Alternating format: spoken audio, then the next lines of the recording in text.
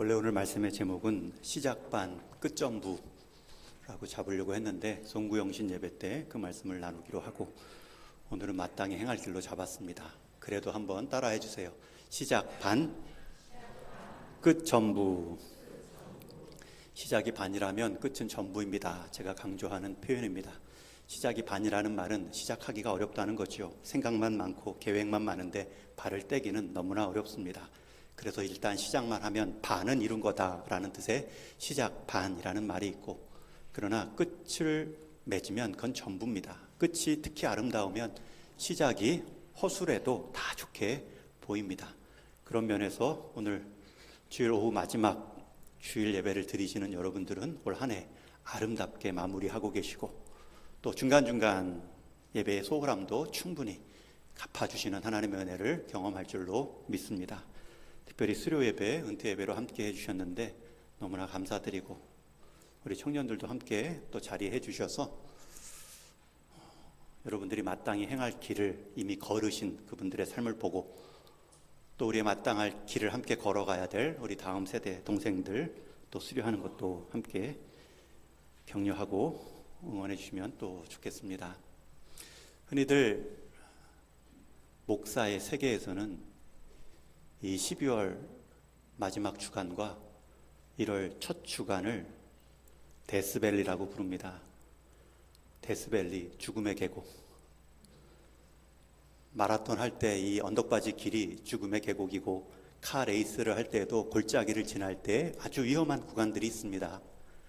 우리 목사들이 왜 12월 말부터 1월 초가 데스밸리, 죽음의 계곡이냐면, 주일 성탄 예배, 주일 송구영신 예배, 신년 주일, 신년 특별 새벽 기도회, 설교의 자리가 셀 수도 없이 많아서 이때를 잘 견뎌야 한다, 이런 말을 하곤 합니다.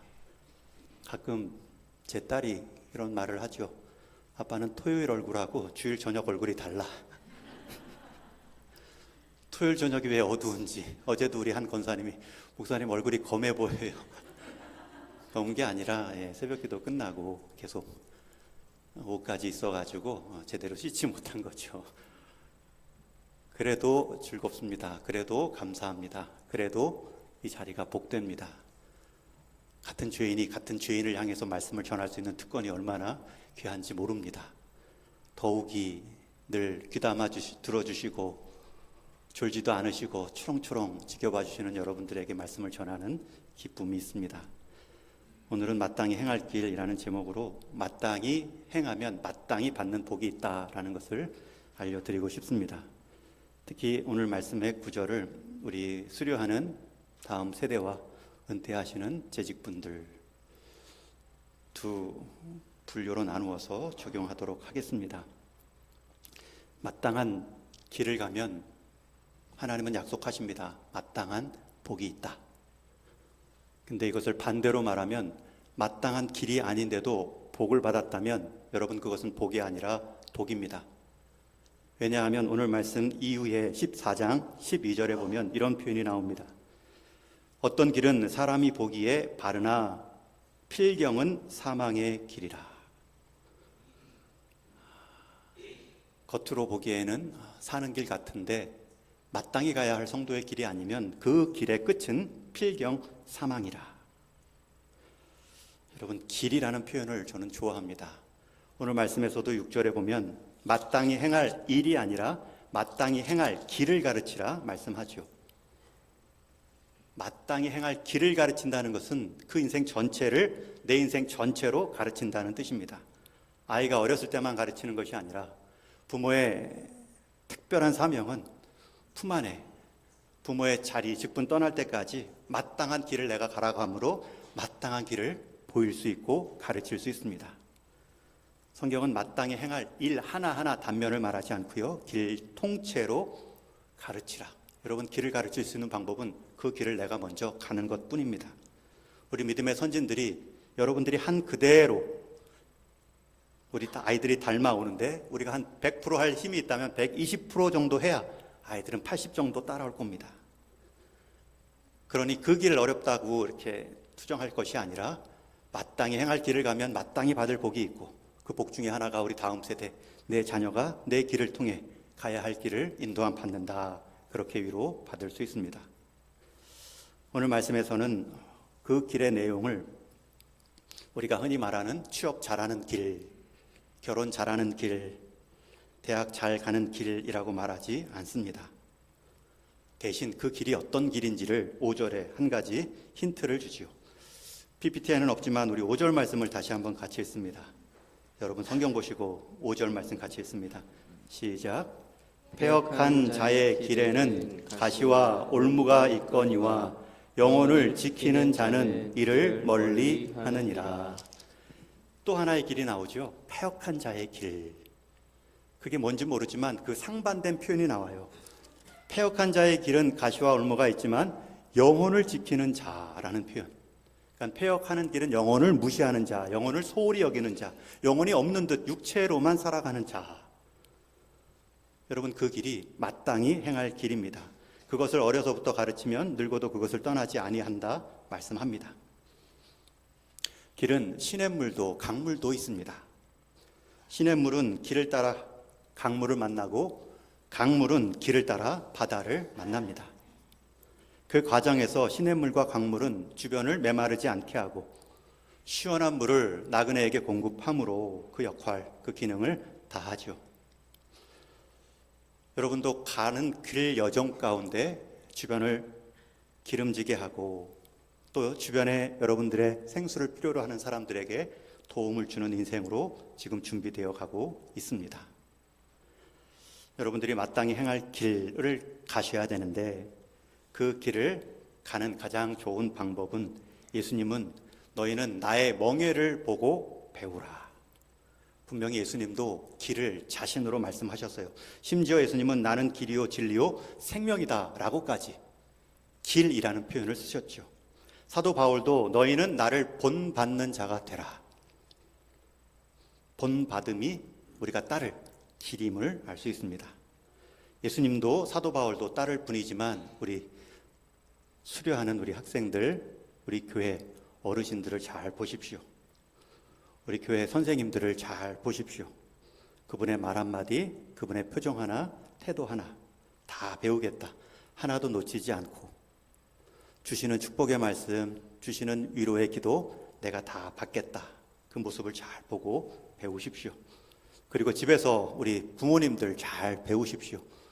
우리 교회 다니시는 신앙이 있는 부모님도 있지만 여러분들 신앙이 없는 부모님도 계시다면 여러분들 그 신앙 없는 부모님의 말씀을 더 잘 들으셔야 돼요.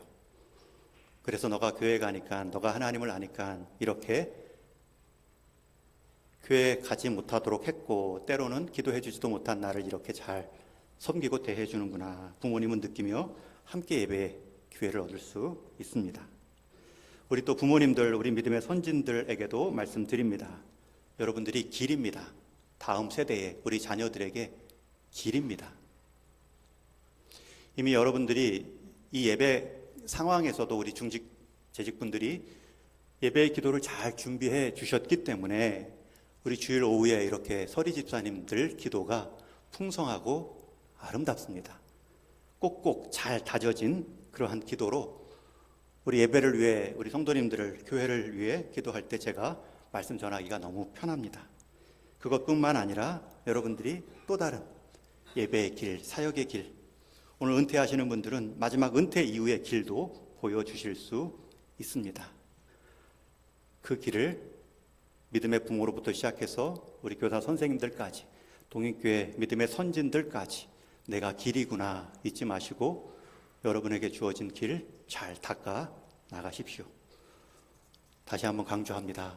우리 사다리는 짧은 길이에요. 그러나 사다리는 매 단계가 중요해요. 두 번째 사다리가 없으면 세 번째 사다리도 얻을 수 없어요. 여러분들 유치부에서 초등부, 중고등부, 청년까지 올라가는 그 모든 과정은 사다리예요. 하나하나 밟아야 되고요. 서로 위아래로 형 동생같이 교회 안에 가족, 누이들 같이 잡아주고 이끌어 줄 때 사다리의 길을 경험할 수 있어요. 우리 오늘 수료하는 우리 친구들, 수료를 통해서 끝난 게 아니라 또 다른 한 사다리로 내가 길을 걸어가고 있고 또 혹시 나를 보고도 배울 우리 동생들이 있겠구나 그렇게 여기시며 한 단계씩 올라가는 겁니다. 그리고 오늘 은퇴하시는 우리 70생을 살아오셨고 또 그 많은 시간들을 직분으로 채워오신 우리 장로님, 안수 집사님, 권사님, 그 수고에 감사를 드리고 그 남은 생애에 하나님의 복을 구합니다. 어떻게 70 이후의 삶을 살아가실까 제가 말씀을 준비하면서 세상에는 70을 부정적으로 보지만 심지어 한 작가는 정년퇴직은 살아서 경험하는 장례식이다라는 표현까지도 하지만 그렇지 않습니다. 100년을 살아보니 우리 김영석 교수님이 쓴 책에 보면 100년을 살아보니 그 100년의 시간 동안 가장 내 인생의 황금기는 60대, 70대였다 말씀합니다. 왜냐하면 그때 단순히 60대, 70대가 되면 우리 자녀 교육에 대한 부담, 부모 공양에 대한 부담이 사라져서 그런 것이 아니라 그때의 무르익음으로 세상 누릴 수 있는 성숙함, 그때 무르익은 관점으로 세상을 바라보는 지혜가 있기 때문에 좋다라고도 말하죠. 우리 70 이제 시작이십니다. 교회 안의 직분, 수고로움은 우리 성도님들이 다 잘 아십니다. 그리고 제게 또 큰 힘이 되어 주셨고 앞으로도 또 제가 힘이 되어달라고 부탁드릴 것입니다. 이제 우리 70 이후의 삶을 살아갈 때에 오늘 말씀에 보면 1절에 많은 재물보다 명예를 택할 것이요 은이나 금보다 은총을 더욱 택할 것이니라.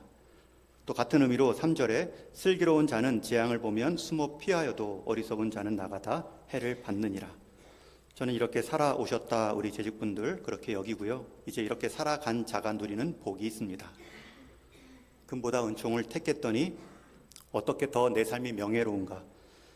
또 재앙을 보며 또 어리석은 선택을 포기했더니 하나님께서 어떤 슬기로운 복을 주시는가.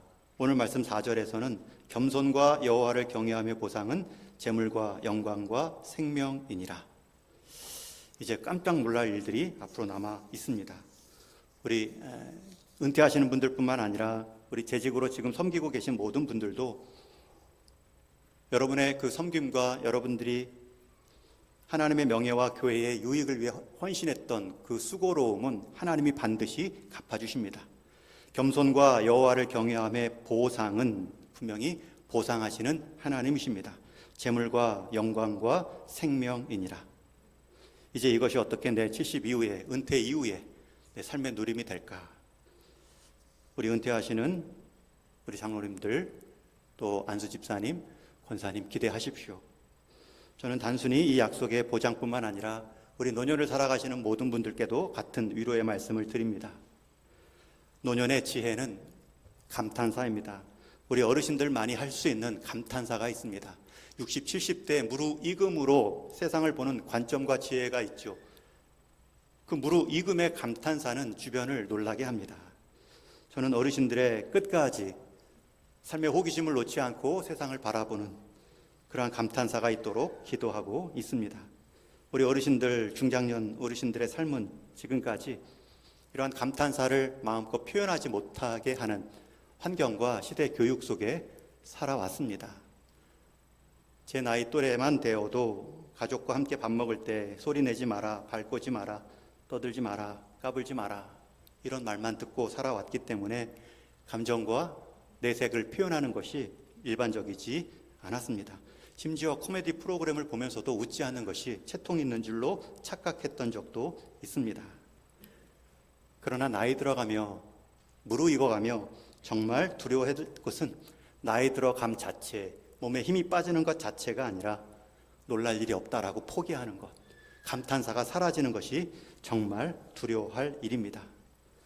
앞서 얘기한 김영석 교수님은 100년의 삶을 살면서 풀 한 폭이 찻잔 하나에도 이러한 기쁨이 있구나, 이러한 행복이 있구나, 그것을 60에 70에 인생의 지긋한 나이에 누리고 표현하고 계십니다. 제가 존경하는 한 교수님은 선물을 받으면 선물 포장지도 천천히 뜯습니다. 마치 아기 옷을 다루듯이 조심스럽게 풀고 하나하나 흔히 말하는 언박싱의 기쁨을 누리죠. 여러분, 선물은 주는 사람이 끝내는 게 아니라 받는 사람이 끝낸다라는 말을 그분을 통해서 경험했습니다. 저는 성격이 급해 포장지도 손으로 찢거나 리본도 가위로 자를 때가 있는데 그분은 포장을 하나하나 풀어가면서 감탄하시는 거예요. 하나의 예식으로 그 행동을 하십니다. 우리 인생도 모든 감각, 내 삶에 주어진 모든 감사의 제목을 음미할 시간이 바로 노년의 때입니다. 진짜 하나님이 우리 인생 이제 후반부에 놀라게 하실 일들이 얼마나 많을까. 저는 은퇴하시는 분들과 우리 노년의 어르신들께 이 말씀으로 축복합니다.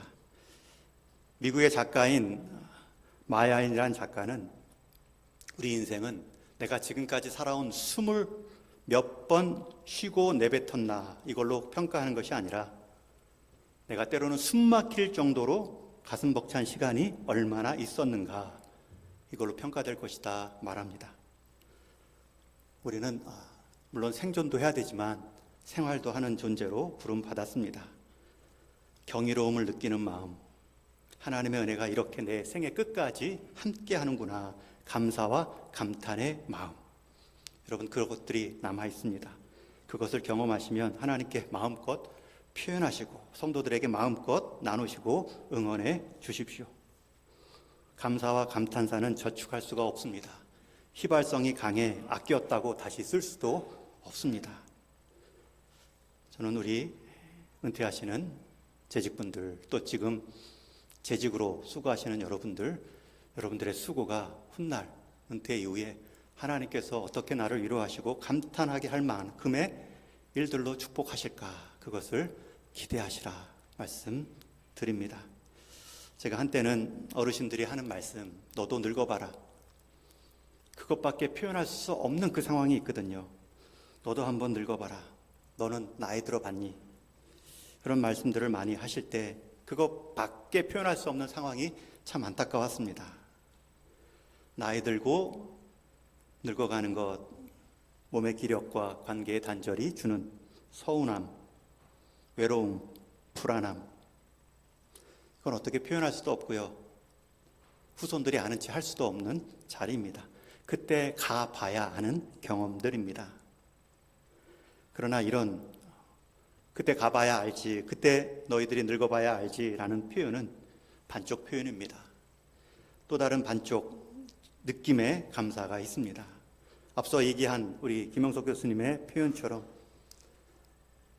늙어야만 아는 느낌이 있습니다. 늙어야만 보이는 인생 숙성의 감회가 있습니다. 영화도 꼬마 때 본 거하고 나이 들어 본 거하고는 전혀 느낌이 다릅니다. 그만큼 그 나이가 되어야만 누릴 수 있는 숨은 축복도 있습니다. 그것을 기대하시고 놀라실 준비를 하시라. 그리고 우리 다음 세대들을 보면 많이 좀 놀래주시라. 이제 앞으로 우리 은퇴하신 분이나 어르신들은 내가 놀래킬 일을 할 것보다는 누군가 놀래킬 일을 하면 마음껏 놀래주는 것, 그것이 더 크게 유익하고 유용하게 쓰임받는 노년입니다.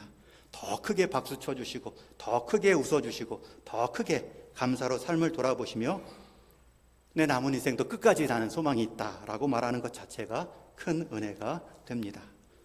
이제 말씀을 맺습니다. 오늘 수료하는 모든 어린 학생들, 우리 친구들, 한마디 한마디, 또 키가 자라는 것처럼 하나님에 대한 사랑과 믿음의 표현도 여러분들이 초등부, 중고등부, 청년부가 될수록 자라갈 수 있기를 축원합니다. 또 은퇴하시는 우리 재직, 우리 장로님, 안수 집사님, 권사님, 놀라운 하나님의 복이 있다는 것 놀랄 준비를 하시라. 그리고 놀래키는 우리 다음 세대들을 보시면 박수로 마음껏 표현해 주시라, 칭찬해 주시라, 그렇게 부탁을 드리고 우리 모든 동인의 성도님들, 우리 수고한 분들과 또 수고해야 될 다음 세대들 지켜보시며 여러분들이 마땅히 행할 길 떠나지 마시고 마땅히 행할 길로 인해 받을 수 있는 마땅한 복 누리실 수 있기를 주님의 이름으로 축원합니다.